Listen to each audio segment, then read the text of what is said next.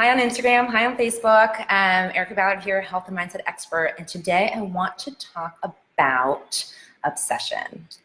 And I want to talk about it because a lot of my clients and people I'm serving and people I'm talking to are confused as to why them obsessing and restricting doesn't really work for them. Why is it that I do these things and I don't actually lose weight? So I'm going to explain that. And I'm going to start with this passage from a book by Janine Roth. She actually lists a study out here that I want to read to you guys. So it says, in an April 2007 UCLA study of the effectiveness of dieting, researchers found that one of the best predictors of weight gain was having lost weight on a diet at some point during the years before the study started. Among those who were followed for fewer than 2 years, 83% gained back more weight than they had lost. Another study found that people who went on diets were worse off than people who didn't.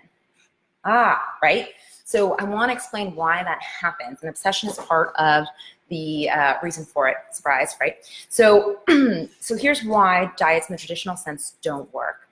They don't work because they don't get at the underlying issue as to why you're compulsively eating in the first place. And when I talk about compulsory eating, I'm talking about, eating 5 donuts instead of 1 when you didn't want to eat more than 1, or eating like an entire bag of chips and being like, how did that happen? So that's what I'm talking about. So we're going to address right now why traditional diets don't help you actually lose the weight you want, because that they don't help you actually get to the why of why you're compulsively eating in the first place. So the reason why traditional diets don't work for you is because what happens is we become obsessed with food. So we take all of the mental capacity and put it in to our diet. So we start thinking about what we're eating, when we're going to prep, when we're going to work out to burn off our calories. All of that goes straight into dieting instead of the actual reason for why you are gaining weight or have gained weight in the first place. So we have these feelings over here that are causing us to gain weight, but we've decided that we don't want to deal with them and instead are throwing all of our feelings, all of our time into this obsession around food.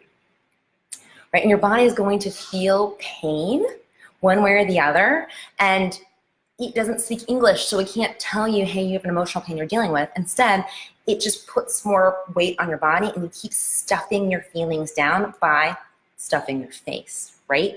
And so that is often why traditional diets don't work. But here's why we don't see that, is we believe that if we just get thin and by default stronger, we can actually deal with this feeling, because we have like the nudge, the intuition, that feeling, it's there, that you got to deal with it.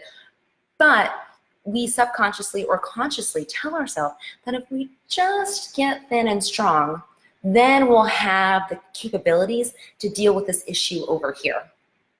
But one of two things happens. Either we don't lose weight because we don't really want to deal with this feeling, or we lose the weight and then put it back on, because what happens is even though we're thinner and stronger, we still don't want to deal with the issue over here. And so we just start this cycle. So this is why oftentimes when you restrict, when you get obsessive, we don't actually get the results we want. We don't see that connection. And oftentimes we don't see that connection because what happens is we see dieting as self-improvement. So we're like, oh, but I'm trying to improve myself. So we put blinders onto the fact that you're improving your food isn't actually improving the thing that is gnawing at you, that is actually the reason why you're gaining weight in the first place or not feeling as great as you can. So a lot of us, before I let you go, because I want to sort of keep these a little bit shorter just so you guys can get this information in, a lot of us and a lot of my clients, we often do this with food. We often do it with work as well. So where I said food in this slide, you can also replace it with work and see that that happens too, because a lot of people will gain weight out of stress that they put on themselves through work. So I hope that explained kind of what's going on with why traditional diets don't work, why the obsession is actually working against you. If you have any questions at all, post below. I'm so happy to answer them. But that's it for now. I hope you guys have an awesome Thursday, and we'll talk soon. All right, bye.